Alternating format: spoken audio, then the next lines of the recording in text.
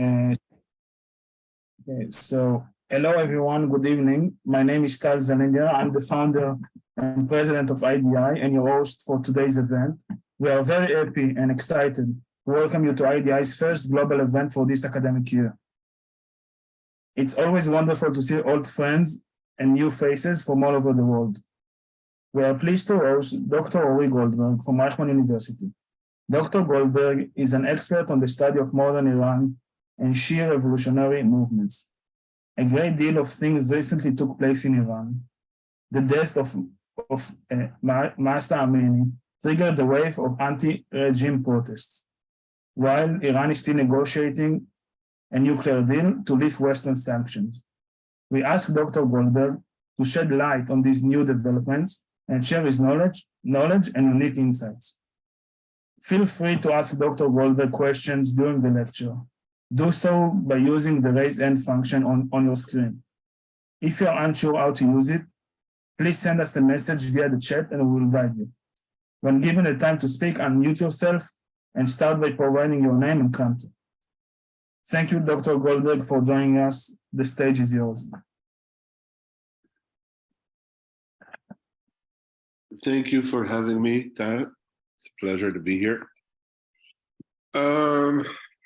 Trying to think how to do this. Since, you all have the authority to ask questions. Why don't you, but I can only see myself, and that means that I can't see you guys for some reason.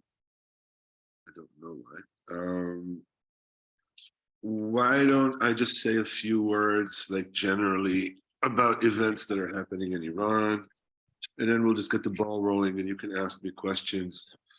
We all have, important games to catch in 55 minutes. So I am definitely in favor of us managing to have a meaningful conversation by then. Pardon me. The first thing I want to say about what's happening in Iran is to talk a little bit about history. Since 1892, Iran has undergone 4 popular revolutions. All 4 succeeded. The revolution of 1979, the one that's usually referred to as the Islamic Revolution, was the 4th in a series of popular revolutions in less than 100 years. So Iranians, if they have one major claim to fame as a people, other than their illustrious history as a global empire, it is that in the 20th century, they certainly hold the Middle Eastern record for popular revolutions and perhaps the global record. Now, not all of those revolutions sought regime change, but all of them wanted to force the hand of the current ruler to do something major, to break precedent in a significant way, and all of them succeeded. Iranians know this. Iran has never been a democracy, but its leaders had learned historically and through their own experience the lesson that an Iranian dictator ignores the Iranian public at his own peril. That's not to say that the public is represented as it is in a democracy, but Iranian leaders know that they must be very much aware of their public's grievances and their public's desires and wishes for the future and critiques of current government policy. Once again, don't make the mistake of assuming that Iran is in any way a democracy, but that does not mean that its authoritarian leaders are completely ignorant of the public's will. The events that are taking place in Iran right now began, as Tal mentioned, with the brutal murder of Mahsa Amini, who is a young woman of Kurdish origins, who came to visit Tehran, came to visit relatives in Tehran. She was beaten to death by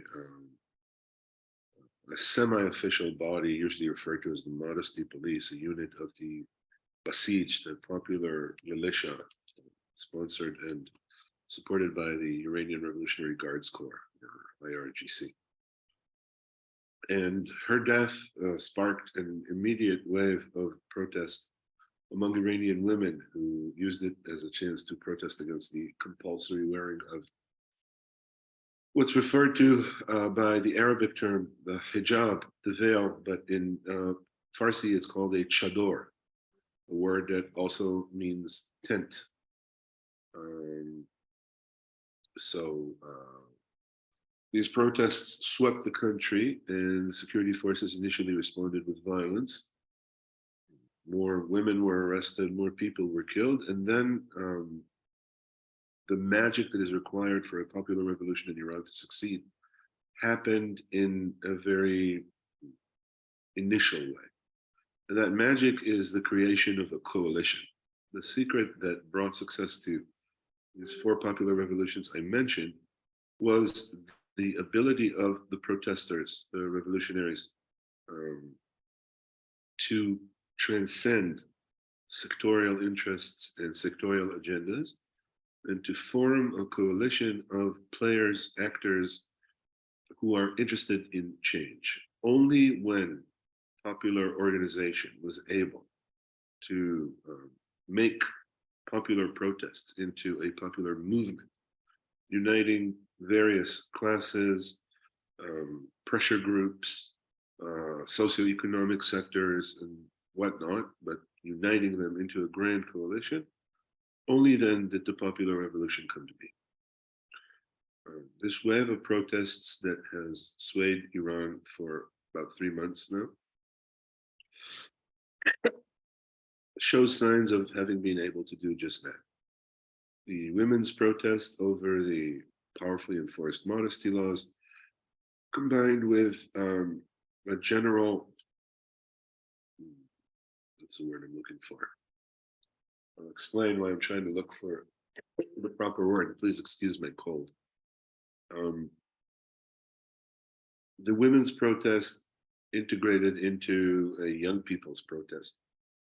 Young people in particular view the Islamic Republic as harmful to their chances of a better future.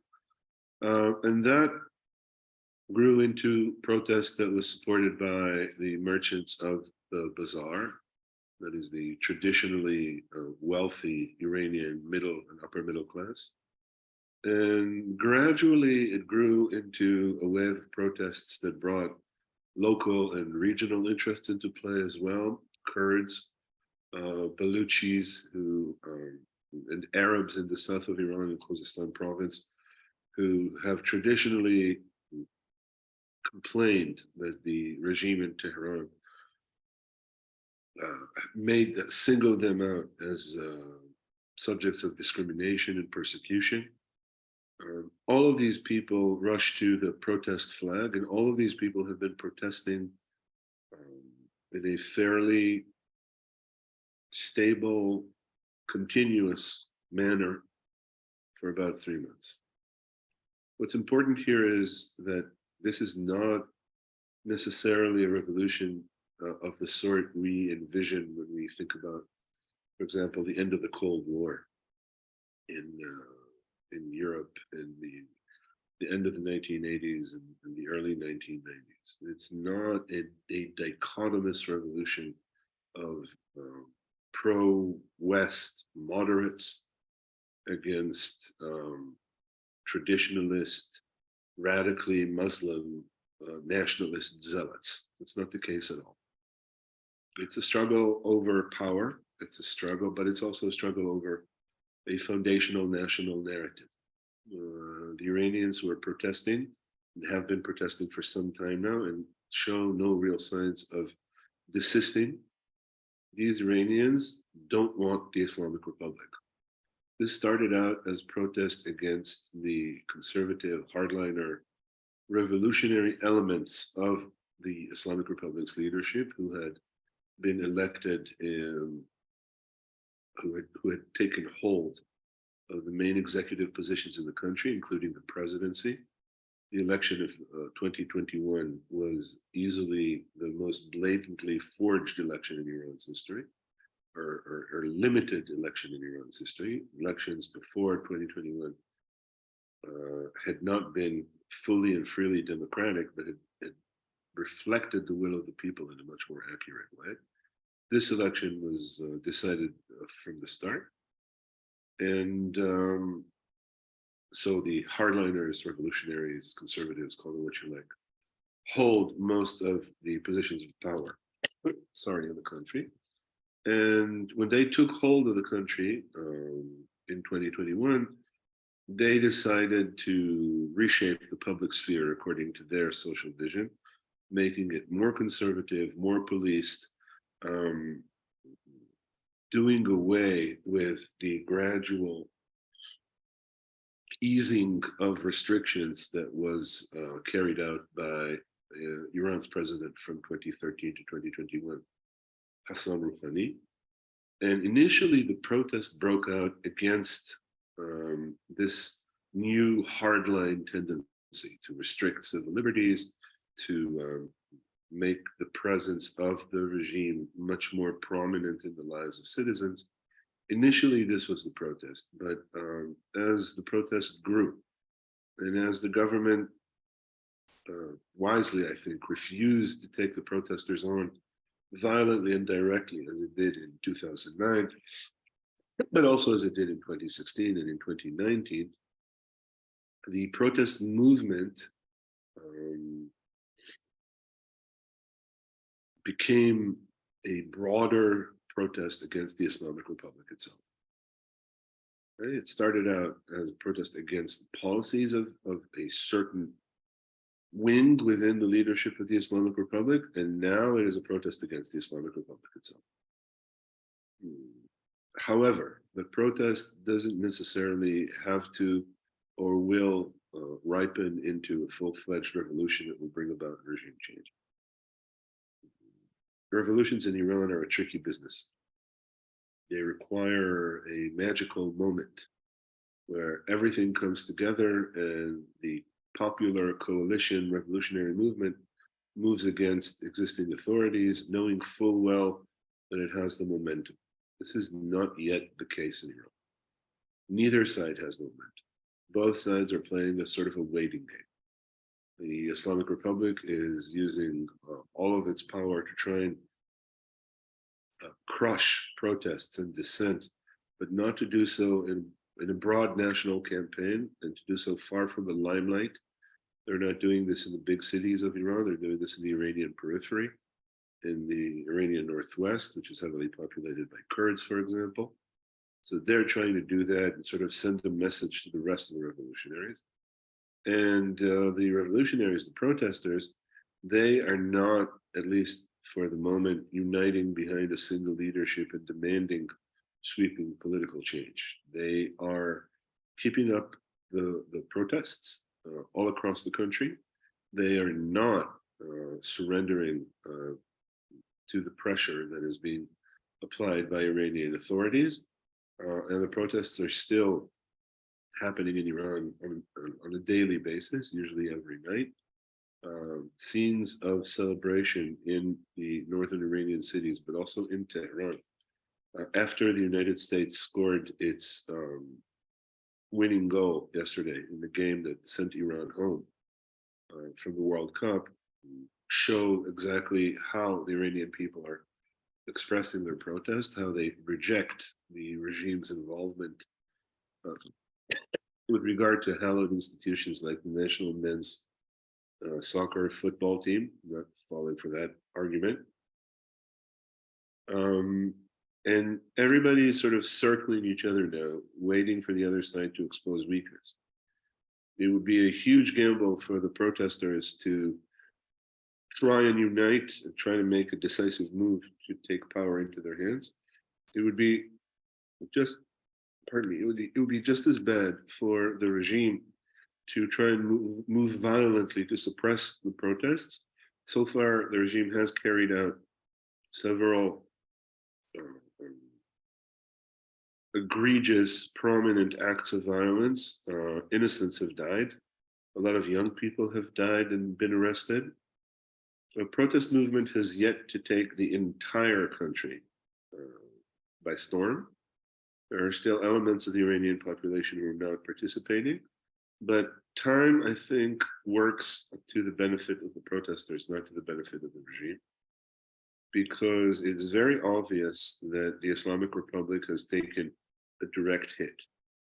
I don't think the clock can be turned back. The leaders of the Islamic Republic, particularly the Supreme Leader Ali Khamenei, can no longer pretend that nothing has happened or that foreign powers are attempting to meddle in Iranian affairs and doing so nefariously. This is very clearly an authentic popular protest movement in Iran. It is on the verge of turning into a revolutionary movement if it hasn't done so yet. And I think the protesters are hoping that the more time they can,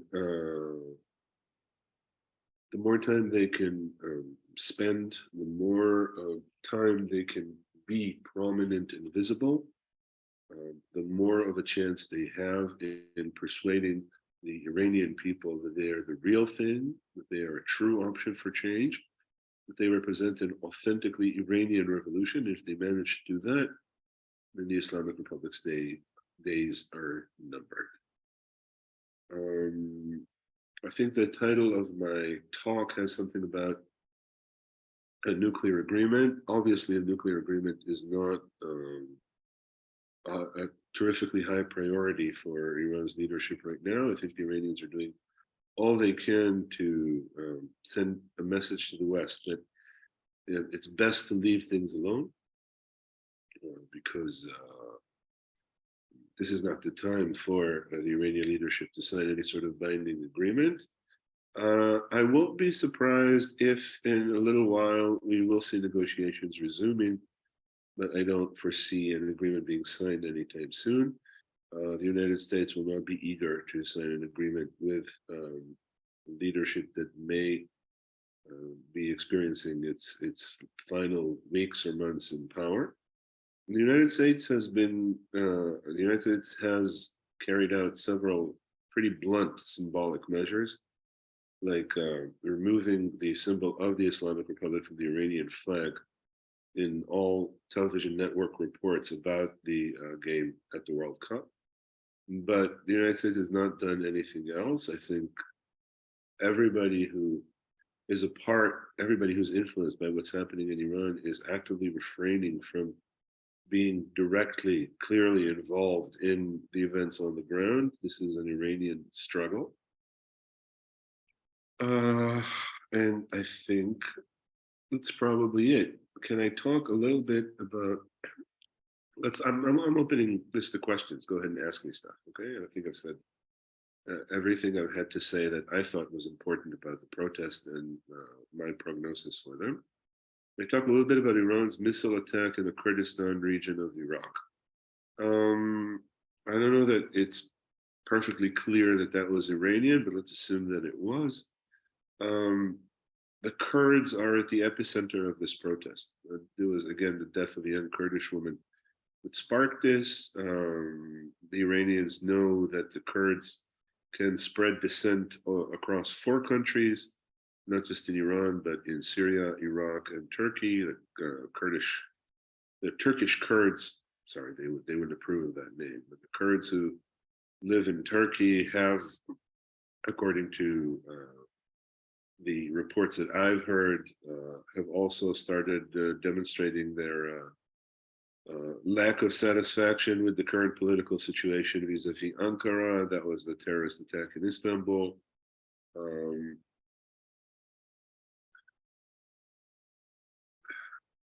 Well, again, so we're seeing here that Iran launched missiles at Koya in the Kurdish autonomous region in Iraq in an attempt to eliminate Iranian Kurdish opposition groups. They did. It was a limited attack. I think it was more of a sign, more of a way of telling the Kurds to sit tight and to not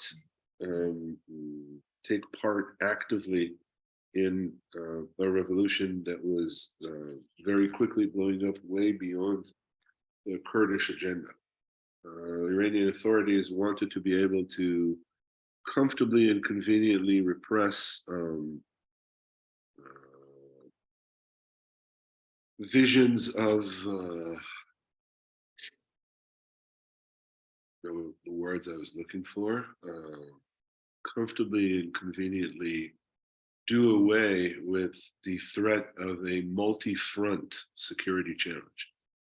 against the Kurds, who have been restless for a while, but also against university students and young people, and generally Iranians in Iran's bigger cities. Wanted to focus on internal repression and not on having to fight a Kurdish threat. So they launched some missiles to make it clear to those Kurds who wanted to use these protests as a means of promoting their national struggle or their struggle for independence to calm down and bide their time and not mess with the Iranian regime. More questions, people? Yes, by all means. Go ahead, Leo. Hi. Hey, A bit of an sorry, echo. may I ask a question? Binav, if you want to speak, just raise your hand. Okay, okay. And then So we my have a question, question in the chat, yeah. oh, should we raise our hands or should we talk? No, just, you know what, just Leo, wait a second, you can ask, Marv, you were the one who wrote the question about Iran's support for Russia in the Ukraine war? Yeah, yeah. Yes, Okay. because we were studying about this topic for like 2 months. I can say a few words about that. Uh, Iran and Russia really don't like each other. Okay, they haven't liked each other for about 250 years, perhaps even more. Iran's very, very long land border with what was first the Russian Empire and then the Soviet Union and now the countries of Central Asia made Iran a prime target for Russian meddling for a long while, and generally Iranians grew weary of two European countries and their attempts to shape Iranian behavior in accordance with their interests. Those countries were Russia and the United Kingdom.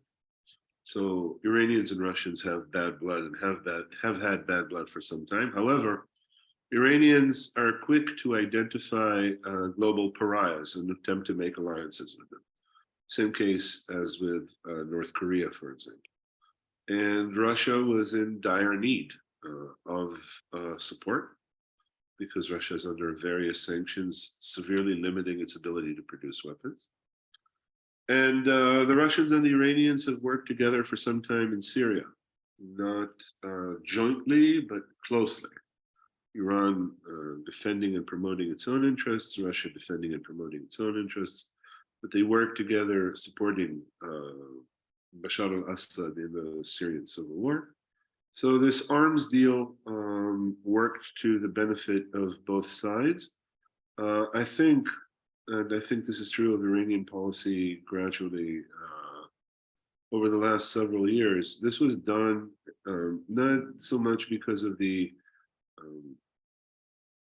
profound commitment to Russia's welfare, not even in an attempt to sell as many weapons as possible, but more to show the West that if the West doesn't return to a binding agreement with Iran after Iran made the decision to enter into cooperation with the West in 2015, then Iran has all sorts of options, okay, including cooperation with Russia.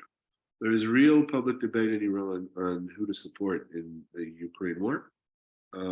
Certainly the conservative hardliners who are in leadership positions right now, including the supreme leader, claim that Iran should support Russia because Vladimir Putin is the victim of American aggression. But Iranian politics, and very clearly as part of public discourse, not in confidential talks, has said that Iran should support the Ukraine because the Ukraine is the oppressed element in the story. Ukraine was attacked by Russia. Ukraine is the victim of great power aggression. Iran should definitely stand with Ukraine. People who support this position obviously lack executive power, but it's really not the case that Iran has thrown itself wholeheartedly into the Ukrainian war in order to support Russia. This was a very specific deal. It was a chance to unload some drones, perhaps even test them in the field. There is no real sign that Iran is becoming a major supplier of weapons or weapon components to Russia. I think Iran wanted to, again, send a signal to the West much more than it did to form a strategic long-term alliance with Putin. Yes, I'll just call on you because I see the Leo, go ahead. So you actually already answered my first question. My second question was about the nature of the protest, because I see different videos and different reports about different forms of protest, like throw away the turban from someone else's, from the heads, I forgot the name, and also seeing some more violent acts, like throwing stones and physically assaulting police officers. So how is this different forms? Are there different groups, or is it just different phenomena, different situations? There is no single unified command structure for this protest movement, this budding revolution. So it's not as though there's an MO that is being sent out and with everybody asked to follow it. Right? It's more complicated than that.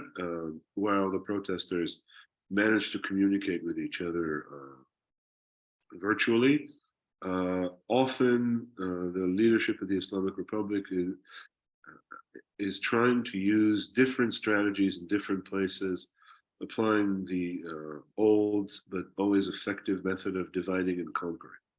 And sometimes, and usually when people have been victims of violence, they often respond with violence. The regime is also trying to infiltrate the protest movement.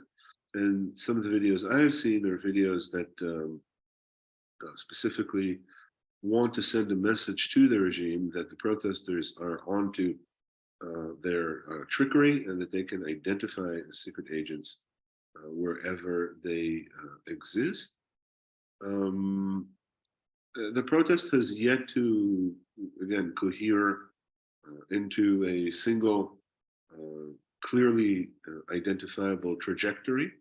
It's not clear what they want or no particular demands, but as time moves on, the protest is becoming much more intensely focused on the Islamic Republic as a whole, and not, as former protests tended to be, either trying to promote the interests of one sector of the population or another, or protests against the conservative elements, but favoring the reform elements.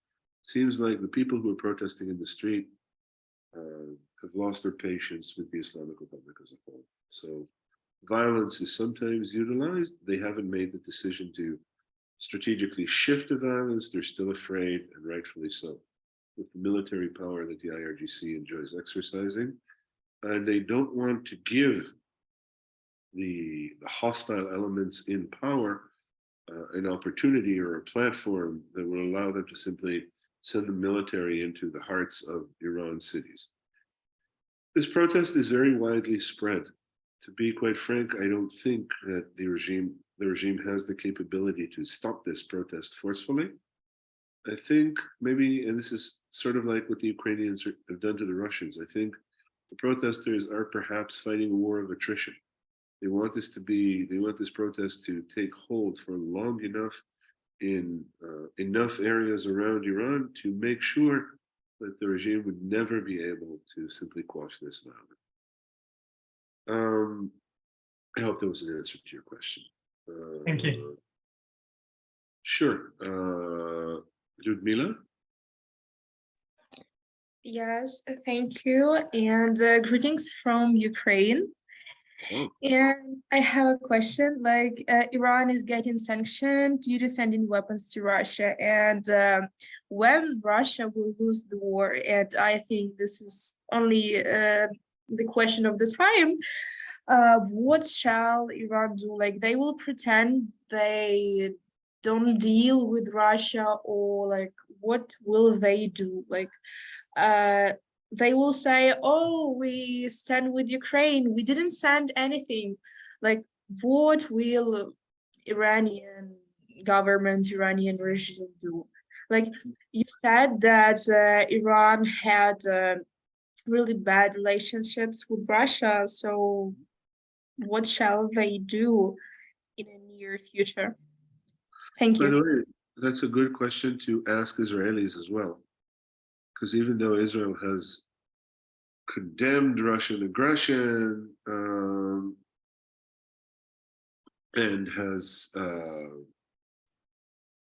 technically voted to sanction Russia. Israel has not enforced sanctions against Russia. And in a lot of ways, Israel is the one Western country that still, at least relatively, stands with Russia. So I think that question can be asked about Israel as well. When it comes to the Iranians, I think the Iranians are counting on the world not really caring. I don't think the Iranians have a lot of issues with a lot of countries, and their support for Russia and even weapons shipments to Russia. I think the Iranians are assuming that if the world wants to re-enter real negotiations with them and sign a nuclear agreement, that the world will look the other way. And I have to tell you, I think there's a good chance that they are right. I think that if let's assume regime change doesn't occur in Iran, so the Islamic Republic emerges from this wave of protests, a little hurt, maybe having had to compromise, maybe having had to offer the protesters some gesture that demonstrates their goodwill. But let's assume the Islamic Republic emerges basically unscathed and capable of signing an agreement.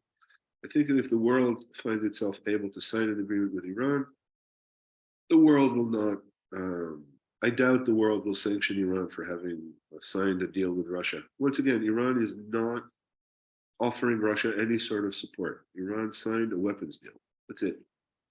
Iran is not publicly supporting, official Iranian spokespersons and even the leader.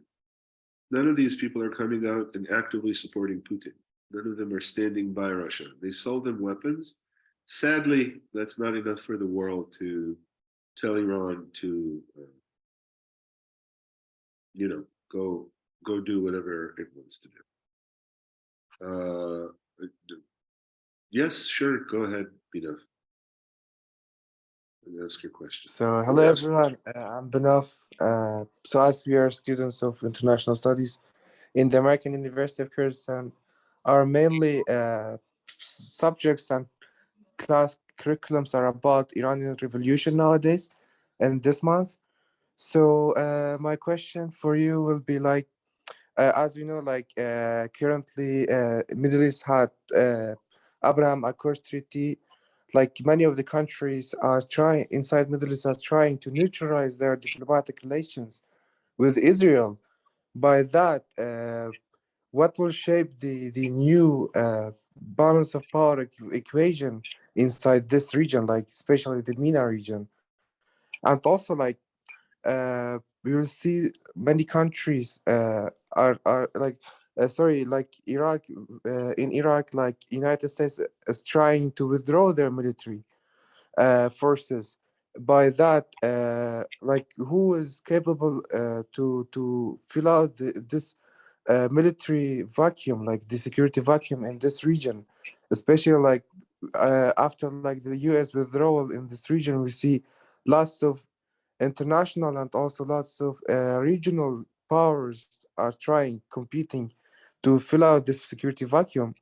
And also like, can we say like it's better for the international powers to fill out this security or the regional one?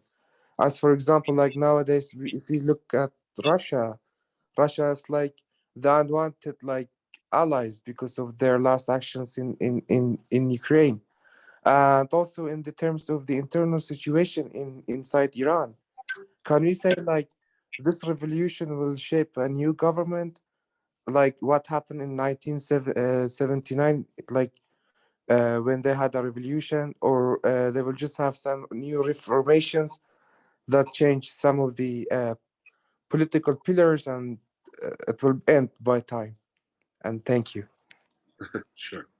And let me start with the final part of your question, the question about the vacuum of power.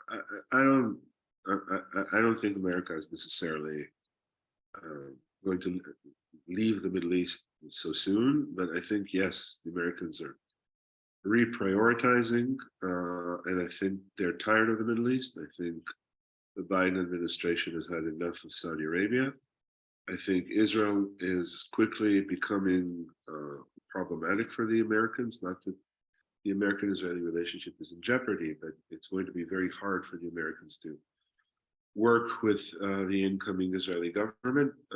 And I think the Americans want to work hard to create a more orderly environment in the Middle East without necessarily deciding who's right and who's wrong. And I think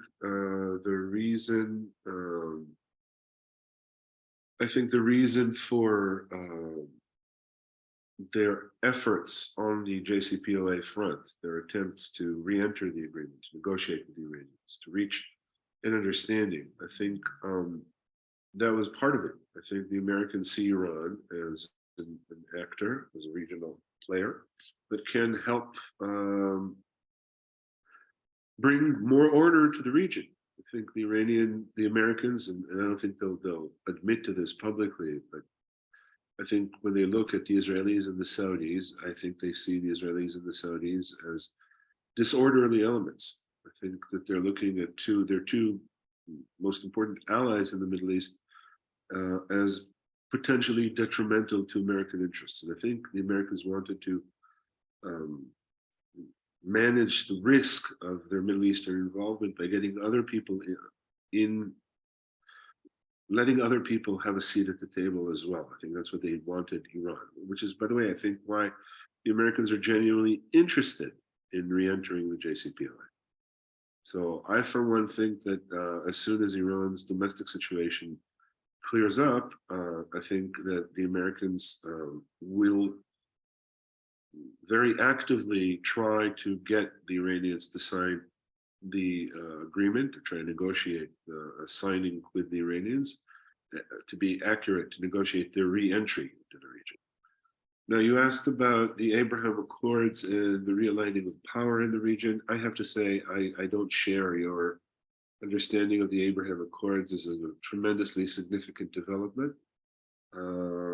I don't think the Abraham Accords have created another security axis in the region. I think that the United Arab Emirates and Israel, the two most important countries to sign the accords, entered into them with a very clearly defined list of specific interests, and I think they tried to have as many of those interests met. I don't think we're looking at a regional NATO. I haven't seen other countries rush to sign normalization agreements with Israel. I haven't seen any other country even considering a peace agreement with Israel. Those countries that are still in the state of war with Israel. I think the Abraham Accords now seem more like I don't know if just a one-time thing, but a very, very limited set of agreements that meant to address very, very short-term grievances and issues. And in that sense, I don't really see them changing the region in any way. And I don't see the response to them changing the region in any way. The UAE is a good example. The UAE can sign numerous security agreements with Israel and buy Israeli weapons and defensive equipment, but the UAE, Iran is the UAE's largest trading partner. And the UAE is dependent on Iranian goodwill to continue to produce its oil and gas and to manage its strategic interests in the region. So the UAE will never abandon Iran and stand with Israel against Iran.